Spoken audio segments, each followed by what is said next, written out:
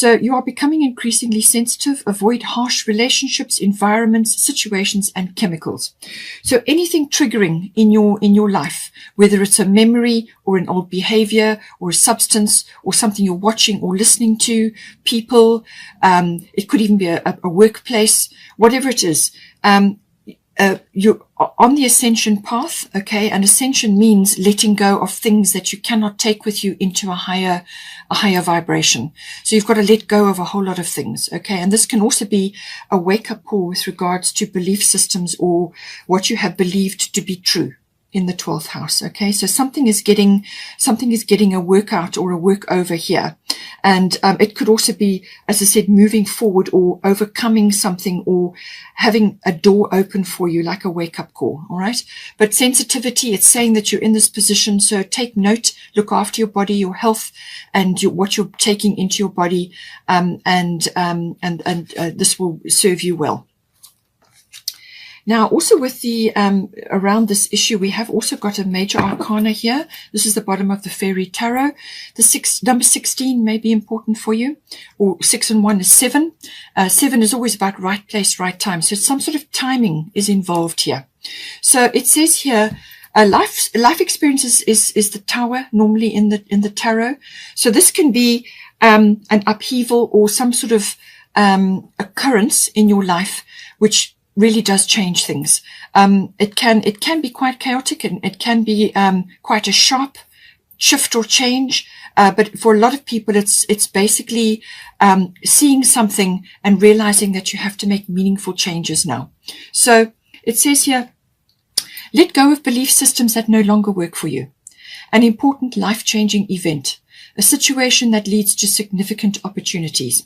So whatever is leaving your life or whatever needs to be let go of, or whatever you are walking away from, you're going towards something better, or other better things are going to come into your life. And this is where the Jupiter return comes in. These other things are coming in for you in the form of opportunities or doorways or paths or whatever it may be. And it's up to you to grasp them. Okay, but you're going to be very sensitive. You're going to be really in a sort of a growth phase, and that makes you sensitive. So cut out all the things that are triggering or for you and make you unhappy, and start moving forward, following this path, because what is on the other side of this horizon is a wonderful fresh start in some way, shape, or form. Okay, so it can be a bit of a shake-up, as I said. It can be like that, an upheaval of some sort, but it is also walking on a new path in a new direction, which does bring you significant opportunities. But you have to let go of certain things in order to bring those opportunities in. Okay. And it could also be just simply an attitude or a belief. You know, you may have seen things in a certain way, and now you are letting go of all of that, and you're moving forward into a new phase altogether, a new cycle. Okay. It could also be releasing of karmic things. Now, we have also got the 5th house. 5th house deals with romance. It can be a love affair. It's also passion associated with that, or passion around things that you enjoy. So this can be anything really that is enjoyable, happy, recreational for you. It could be a handcraft. It could be something to do with a creative thing or an artistic thing. It could be the entertainment industry. It could be stage work. It could be any kind of performance. Anything associated with that. It can also be any kind of play. So this is like play that is fun and enjoyable for you. So fun is very much aspected with the 5th house. It is also to do with social activities around that. It could be club activities. It could even be sports, maybe. Anything that is recreational and enjoyable for you. It can also be about children. So children seems to be coming in here. So if it may not be your own children, it could be another child or children that you're associated with if you don't have any. But it can also be accessing your inner child, which often gets silenced while you are growing up, and then it starts to rumble as you get older, and you have to listen to it, to release that energy, to listen to your inner child, because it's got valuable insights for you. So it's all about that. In some cases, it can also be about a risk, some sort of risk that needs to be taken or is coming in. And this could be associated with your children or children that you are connected to, or it could be to do with you. Maybe you're listening to your inner child and taking a risk, or it could be something else, a creative project, as I said, or a love affair, or some sort of passion that you have, or it's to do with a project or something to do with stage work or entertainment, as I said. So at the bottom, you've got Venus, which can also be about the entertainment, beauty, artistic, creative industry. All of that comes in under Venus. Anything beautiful comes in under Venus. But Venus is also very much about love. So this could very much be about a love affair. It can also be associated with monetary things. But it is also about refinement of some sort. So some sort of refinement of your ideals or your love language or your ability to love. Or it's sort of refinement around the beautiful things in your life or things that you want to create in your life, you know. But Venus rules all handcrafts and beautiful things and the creation of beautiful things, the beauty industry, and also to do with the arts and any kind of arts, you know, whether it's stage work or whatever it may be. The arts in general could even be dance, and then also all creative things come in under Venus. So now at the top, you've got Athena, inner wisdom. She says, you know what to do. Trust your inner wisdom and take appropriate action without delay. So inner wisdom. So there's a full moon here.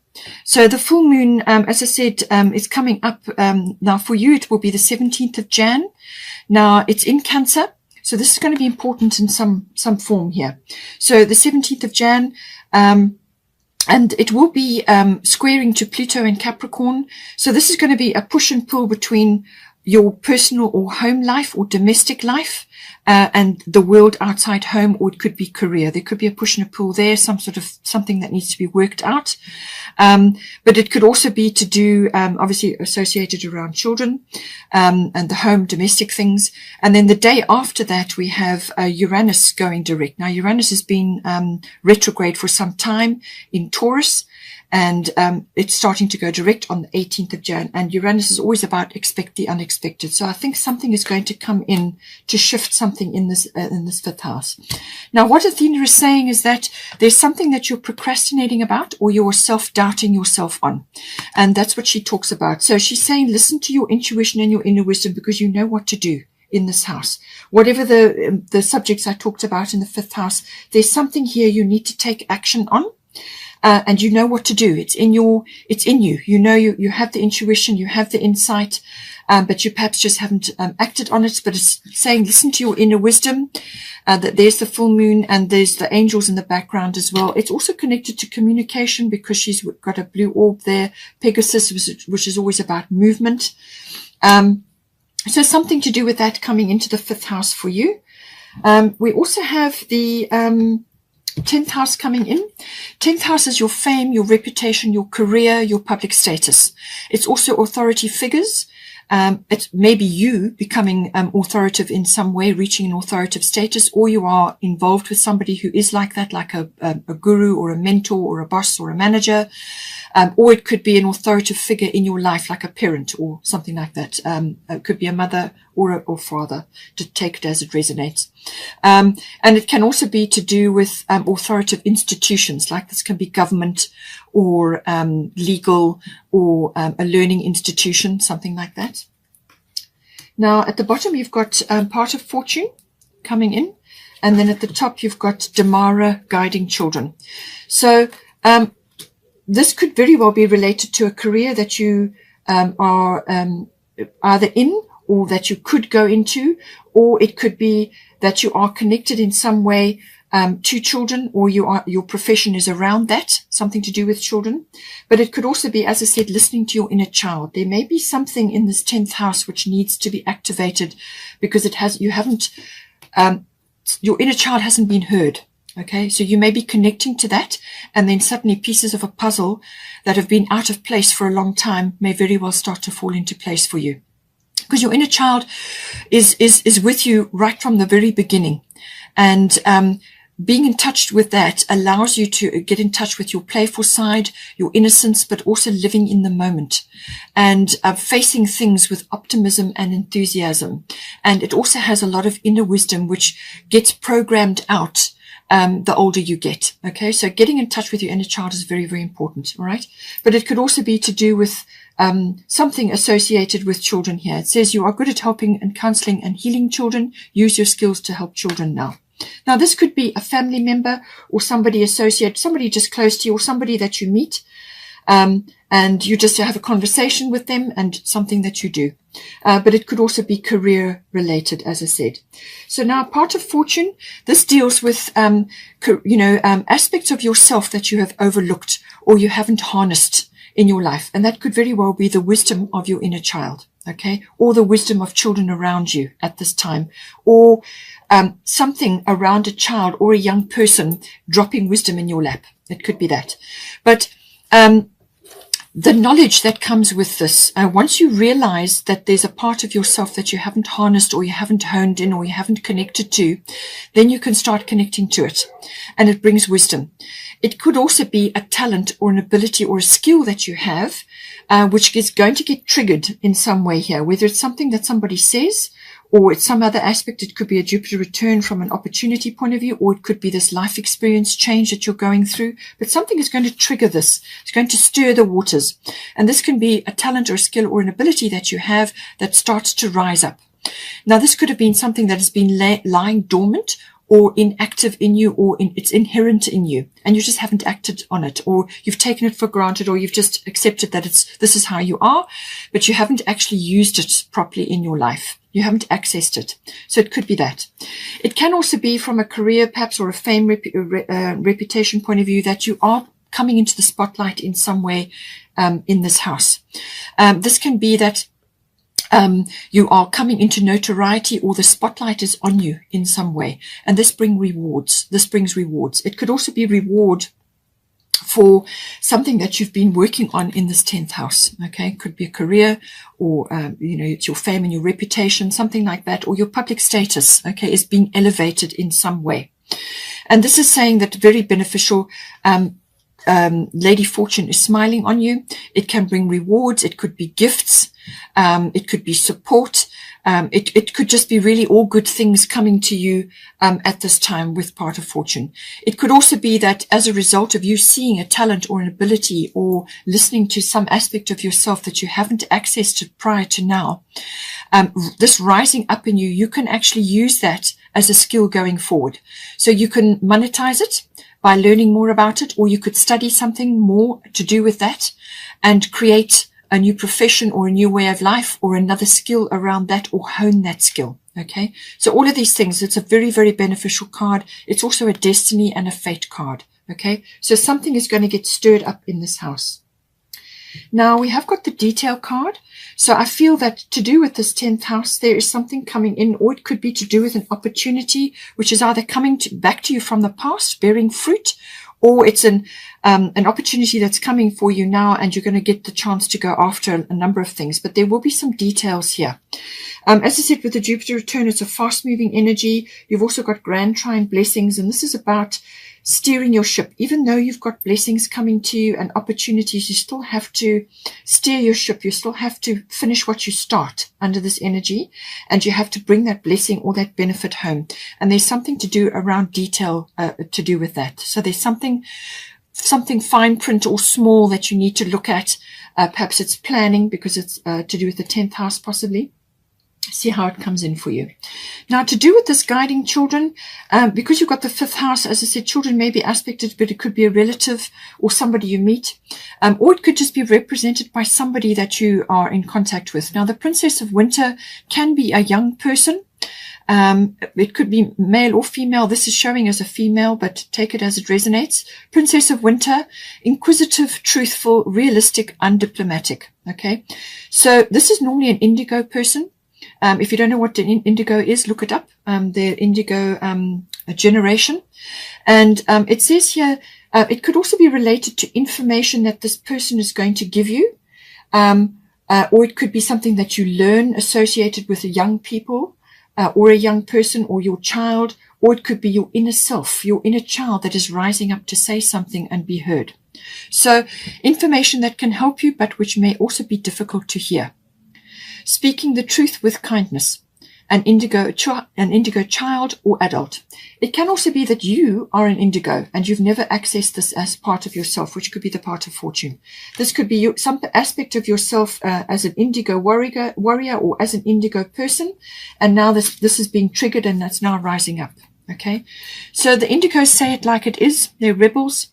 This person can be quite sharp-tongued, but very direct. And they see things very clearly. The Princess of Winter is the Princess of Swords. So this is all about air. It's about communication and words and so on. Okay. But it can also be communication that you have been waiting on, or that suddenly moves forward. Some situation suddenly moves forward, or you get communication that comes in unexpectedly, but it could be a little bit sharp. All right. But something may just move forward quickly, unexpectedly, or it could be an unpredictable situation that rises up in some factor here. And maybe this is where your inner wisdom is coming in. So you know what to do, and you're going to know what to do, how to handle the situation.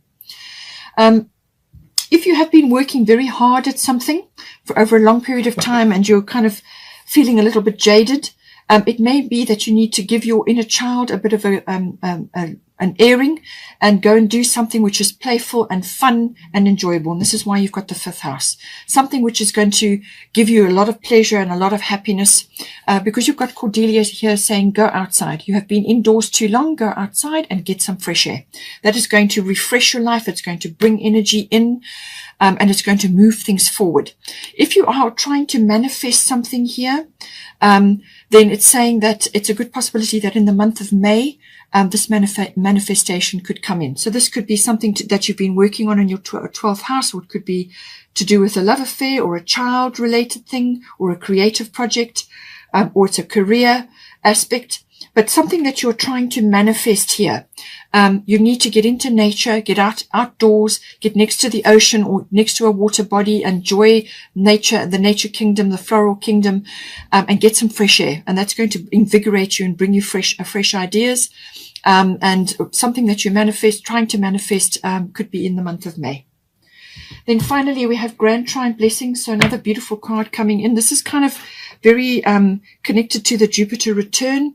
Grand Trine is saying that obstacles or problems that you've had or you have been facing, this can be hurdles or obstacles or blocks in your path, are going to be lifted away or removed. They're just going to dissolve possibly as well. So, and you're going to have flow. There's going to be a nice flow of energy. Things are going to start moving forward. It could very well, as I said, be delivered by this person, or it's something that suddenly changes. Or it could be that you have been through a tower or a life experience, and now you're coming out the other end and you are moving forward to pick up your new opportunities. But whatever it is, it's saying that there's flow, there's movement, there's energy, and you just got to go with it. All right. It could also be that you are completing or finishing something, or you are getting closure on something. And you go through, once you've done that, then you've got that little period where you take a break, you take a rest, you get outdoors, you go into nature, and then you start to look around, or you start moving forward with your next project. But harmony, completion, forward movement, blessings, benefits, rewards, even notoriety may be coming in for you, but it's a blessing and very, very good for you.